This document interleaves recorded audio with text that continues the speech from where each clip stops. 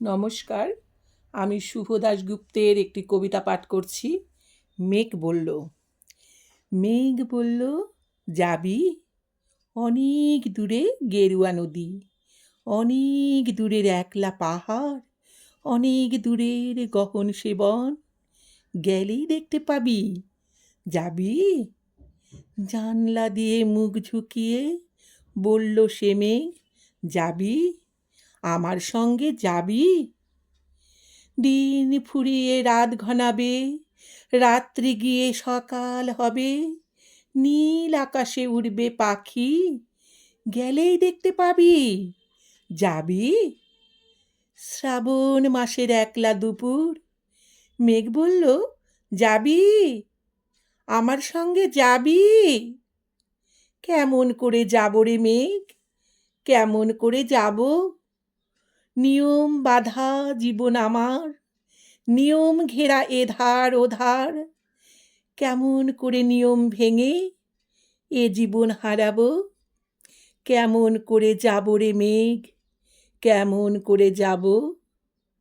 মেঘ বলল, দূরের মাঠে বৃষ্টি হয়ে ঝরব, সবুজ পাতায় পাতায় ভালোবাসা হয়ে ঝরব, শান্ত নদীর বুকে হানবো জলোচ্ছ্বাসের প্রেম, ইচ্ছে মতন বৃষ্টি হয়ে ভাঙবো, ভেঙে পড়বো।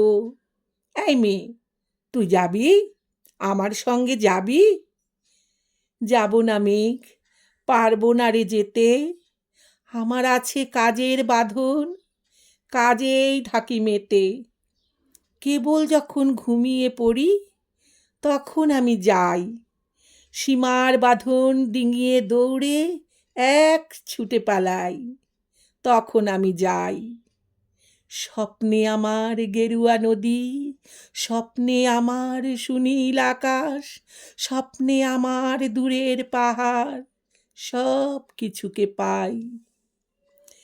জাগরণের এই যে আমি কৃতদাসের মতন, জাগরণের এই যে আমি এবং আমার জীবন, কাজ অকাজের সুতোয় বোনা মুখোশ ঘেরা জীবন। তবুরে মেঘ, যাব একদিন ঠিক তোরই সঙ্গে, শ্রাবণ হাওয়ায় নতুন রঙ্গে, যাব রে মেঘ, যাব। সেদিন আমি শিমুল পলাশ ভিজব বলে যাব, পাগল হাওয়ায় উতল ধারায় আমায় খুঁজে পাব।